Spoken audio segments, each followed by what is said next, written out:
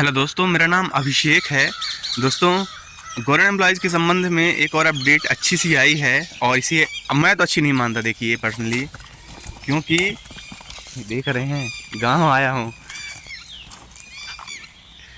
देखिएगा, अच्छी अपडेट इसलिए नहीं क्योंकि जो यूपीएस पेंशन है, जो उसमें सुधार के प्रोविजंस की पैरवी की जा रही थी, इवन जो एम्प्लॉयज़ हैं और एम्प्लॉयज़ यूनियन हैं उनसे जो फीडबैक मांगा गया कि आप क्या चाहते हैं, लगभग सभी एम्प्लॉयज़ ने बोला कि हमें ये चाहिए, हमें ये चाहिए, लेकिन दिया कुछ नहीं गया।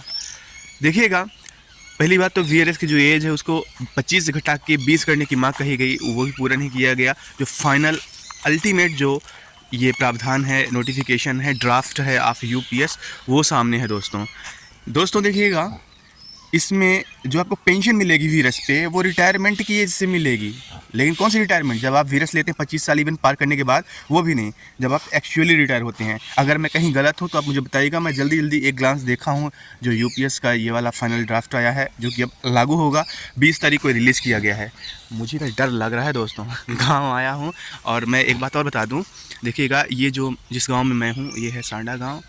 ये मध्य प्रदेश के जो मुख्यमंत्री रहे हैं अर्जुन सिंह जी, और जो MIC वाला कांड हुआ था भोपाल का, उस टाइम पे मुख्यमंत्री यही रहते हैं। यहाँ से लगभग 2-3 किलोमीटर दूर उनका घर है पीछे गांव का, और इधर अपना है, और मैं यहीं खेला हूँ और यहीं मेरा पूरा बचपन बीता है एक हिसाब से। And I was one of the most intelligent student of my school और दिस एरिया। देखिए दोस्तों, ओवरऑल है क्या कि जो भी बातें रखी गई, जो भी बातें की गई एम्प्लॉयज़ यूनियन के द्वारा यूपीएस में बदलाव के लिए, संशोधन के लिए, कुछ भी मान्य नहीं हुआ है। एम्प्लॉयज़ का जो कॉर्पस है वो भी रिटर्न होने का कोई भी इसमें प्रावधान नहीं है।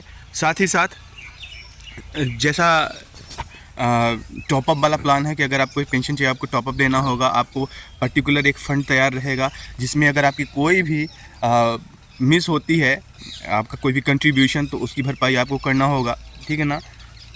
मतलब कि अगर आप कभी एनपीएस से रुपए विड्रॉ करते भी हैं और देन उसके बाद आप सोचें कि आपको बराबर वही यूपीएस में पेंशन मिले जो कि निर्धारित की गई, तो आपको उसके लिए कुछ अपने तरफ से कंट्रीब्यूशन करना होगा। कहने का मतलब ये, जो ऑलरेडी रिटायर हो चुके हैं उनको यदि यूपीएस के तहत पेंशन पाना है तो उनको उसमें कंट्रीब्यूशन करना होगा। दोस्तों, एक बात और, मैं लगभग होली के कुछ टाइम बाद से, लगभग 5-6 दिन से मैं बेहद परेशान था। मैं रीवा हॉस्पिटल में था। मेरे पापा की तबीयत अचानक से बहुत ज़्यादा ख़राब हो गई थी और मेरे ये पैर काम अब कर रहे हैं, थोड़ी नहीं कर रहे थे। मैं इतना पैदल चला हूँ। और दोस्तों, एक बात और, मैं प्राइवेट हॉस्पिटल में लगभग 3 दिन लगभग में 50-60 हज़ार के तकरीबन मैंने मतलब खर्चे देखे हैं उन सारी प्रोसीजर्स में, और ये अनएक्सपेक्टेड रहता है। और वहाँ मुझे इतना डरा दिया गया कि इंसान समझ नहीं सकता कि मतलब आगे क्या करे। मैं काफ़ी ज़्यादा परेशान था, इसलिए मैं बहुत कम एक्टिव था। मैं ये बताने की कोशिश भी किया था एक वीडियो में कि मैं वहाँ हूँ।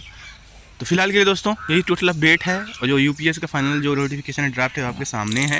लेकिन उसमें कोई भी ऐसा प्रावधान नहीं है जो एम्प्लॉयज़ के हित में हो, एम्प्लॉयज़ की भलाई में हो। दोस्तों, मैं इस पर कोई कमेंट्री अपनी नहीं दे रहा, बल्कि एम्प्लॉयज़ जो सोच रहे थे उसमें से कोई प्रावधान नहीं है। पता नहीं, जो एम्प्लॉयज़ यूनियन है जो उसकी पैरवी कर रहे थे, जो खुद OPS ले रहे हैं उसकी पैरवी किए हैं। कोई भी एनपीएस वाला उसकी पैरवी नहीं किया। जो पैरवी किया भी, उसमें उसने ये बोला कि इसमें सुधार हो सकता है, लेकिन कोई सुधार हुआ नहीं। तो इसी के साथ दोस्तों मैं वीडियो समाप्त करता हूं। मैं बहुत जल्द एक पॉइंट मैं आपके सामने रखता जाऊंगा। फिलहाल के लिए मेरे जहां तक नॉलेज है तो यही चीज़ें हैं। अगर पर्टिकुलराइज कोई आपको अदर नॉलेज मिले या फिर मैं कहीं पे गलत हूं तो आप मुझे रेक्टिफाई करिए। Thank you.